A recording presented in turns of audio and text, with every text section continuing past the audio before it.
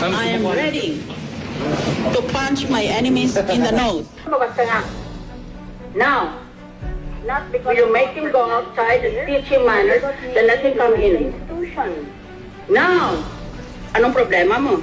Dito po sa meetings of the committee, we need a majority of all Bakit po tayo mag-meeting ng committee? I'm not calling a meeting of the committee, I'm calling a public hearing. Precisely. That's a notice to send to That's you. why there was no motion for the confirmation of any of these appointees or recommended. Madam Chair, may I move to suspend before we vote? You're questioning my authority, walk out. I walked out of this meeting.